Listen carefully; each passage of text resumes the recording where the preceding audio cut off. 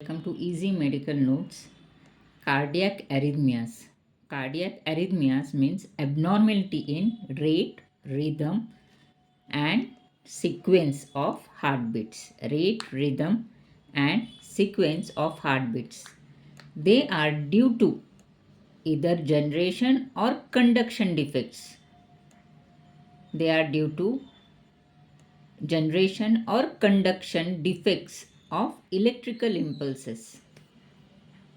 Electrical impulses start from SA node.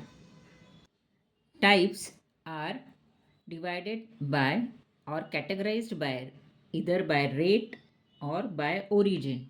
By rate, they are bradycardia, where beats are less than 60 beats per minute, tachycardia, where they are more than 100 beats per minute. By origin, it is supraventricular, that is above the ventricles, and ventriculars and conduction defects. Supraventricular, again they are divided in sinus tachycardia, sinus bradycardia, atrial fibrillation, atrial flutter, paroxysmal supraventricular tachycardia. Ventricular are divided into ventricular tachycardia, ventricular fibrillation, and ventricular complexes. For heart blocks and conduction defects, it is divided into first degree, second degree, third degree AV block. Third degree is the complete block.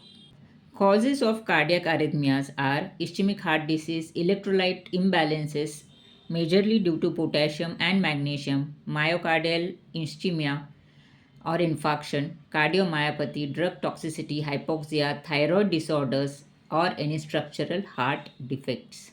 When there is cardiac arrhythmias, the patient feels palpitation, dizziness, syncope, fatigue, chest pain, dyspnea, or sudden cardiac arrest.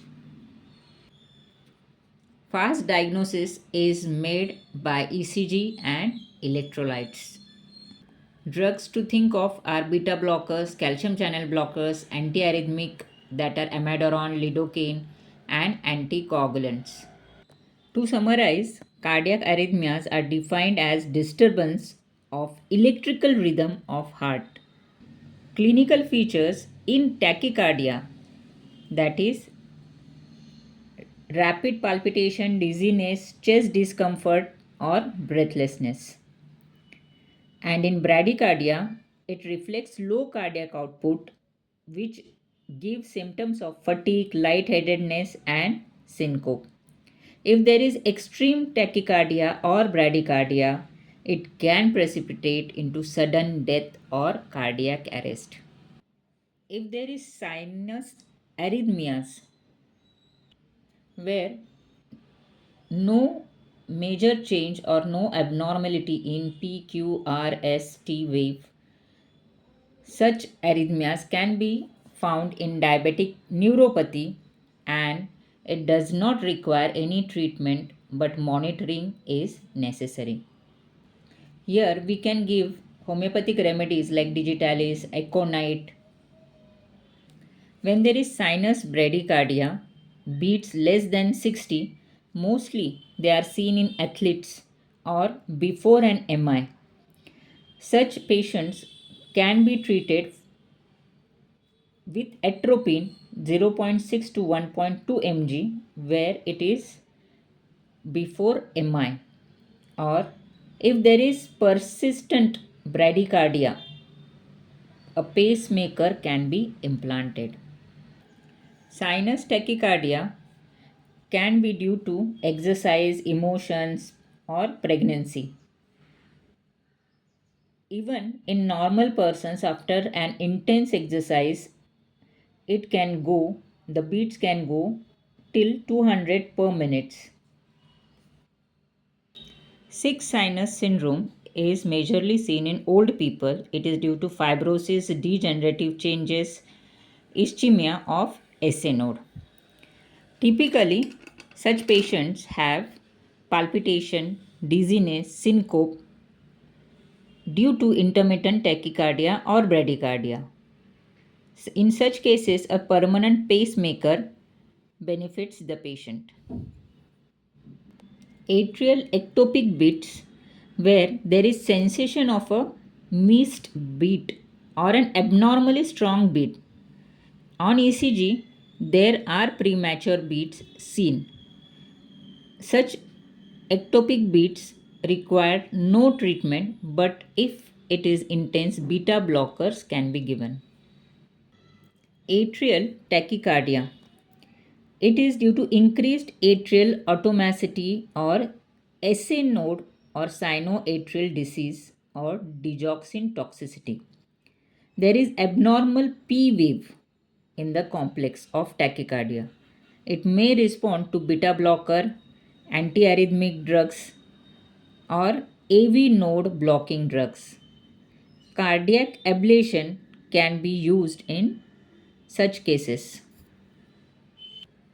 Atrial flutter is when a large macro or re-entry circuit, usually within right atrium, encircles the tricuspid, where atrial rate is approximately 300 beats per minute.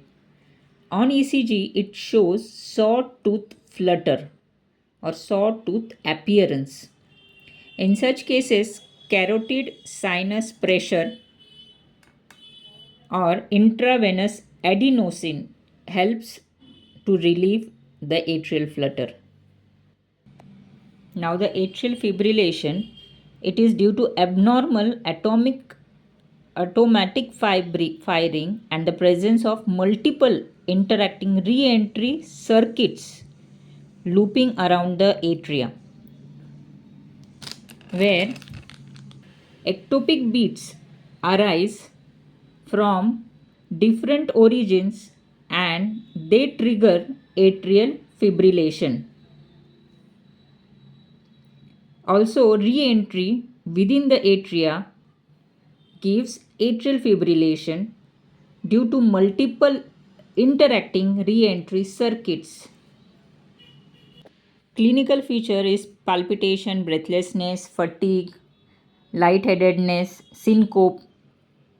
Atrial fibrillation has a chance of embolism or pulmonary embolism and chest infection.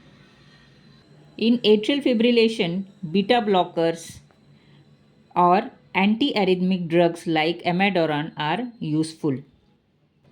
The main aspect of atrial fibrillation is need thromboprophylaxis.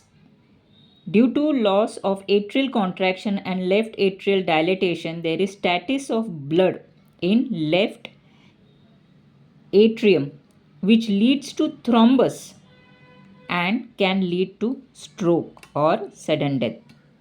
In old patient, atrial fibrillation is very difficult to manage or treat. Oral anticoagulants to be prescribed in such cases with a thorough monitoring of blood levels.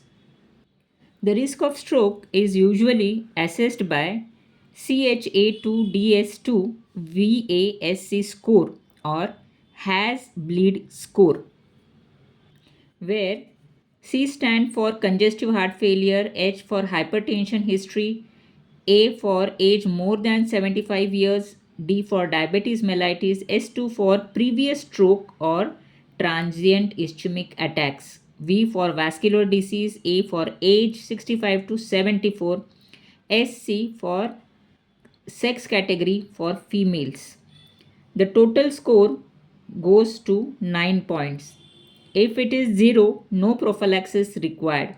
If it is 1 point, 1.3% oral coagulants recommended. More in males. If 2 plus points, less than 2.2% oral anticoagulants recommended. By has bleeding risk scoring system for patients receiving oral coagulants is H for hypertension more than 160 mmHg, A for abnormal liver functions, then S for stroke history, B for bleeding, L for liable on warfarin, then E for elderly more than 65 years. D for drugs, antiplatelets, high alcohol. The maximum score is 9 points. If it is more than 3 points, the patient requires close monitoring. Now the supraventricular tachycardia, that is tachycardia origin is above the ventricles, is divided into AVNRT, that is atrioventricular nodal reentrant tachycardia, and AVRT, atrioventricular reentrant tachycardia. Atrioventricular nodal reentrant tachycardia and atrioventricular reentrant tachycardia and atrial tachycardia. Atrioventricular nodal reentrant tachycardia. Here there is re-entry in circuit involving AV node and its two right atrial input pathways. Management is carotid sinus pressure, adenosine or verapamil or DC cardioversion.